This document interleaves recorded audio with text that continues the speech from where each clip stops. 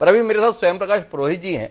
पुरोहित जी TMC से ताल्लुक रखते हैं। तृणमूल कांग्रेस भले ही बंगाल की पार्टी हो, पर उसकी नेता ममता बनर्जी पूरे देश की राजनीतिक हवा को प्रभावित करती हैं। आज भी बंगाल सुर्खियों में रहा टीवी चैनल्स पर।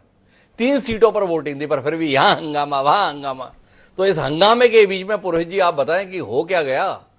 3 सीटों पर आपने देश हिला के रखा हुआ है, क्या चाह रहे हैं भाई? तो ऐसा है, देखिए, ये हमने तो जब चुनाव डिक्लेयर हुआ था उसी समय ये बात मांग उठाई थी कि जिस तरह से 39 सीटों पे तमिलनाडु में एक साथ में चुनाव कराया जा रहा है, पश्चिम बंगाल में भी एक ही दिन में पूरी 42 की 42 सीटों पर चुनाव हो सकता है। जी आज इतनी केंद्रीय वाहिनी, इतनी इतनी केंद्रीय वाहिनियां आई हुई है, उसके बावजूद अगर हम चुनाव अगर नहीं करा सकते हैं तो ये हमारी कहीं ना कहीं विफलता है। जी इतना लंबा चुनाव, इतनी भयंकर गर्मी, आने वाले दिनों में गर्मियां और बढ़ेगी।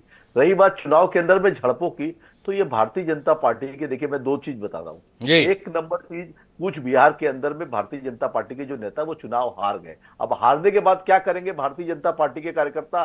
तृणमूल के बाकायदा 3 लोगों को गिरफ्तार किया गया है जो भारतीय जनता पार्टी के कार्यकर्ता है।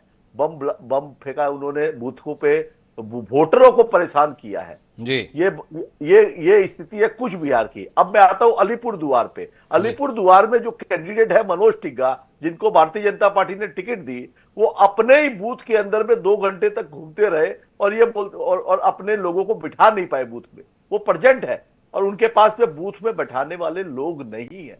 ये स्थिति है धरातल पर भारतीय जनता पार्टी की पश्चिम बंगाल में। तो ये सच्चाई अगर आप लोग दिखाएंगे तो बहुत अच्छा है, पूरे देश की जनता जानेगी। देखिए मणिपुर में कितनी हिंसा हुई है, वहां चुनाव रोक दिया गया, जी मगर कोई टीवी चैनल डिबेट नहीं किया। मैं आज सुबह से 3-4 चैनल में बैठा हूं, सब जगह बंगाल में हिंसा, बंगाल में हिंसा।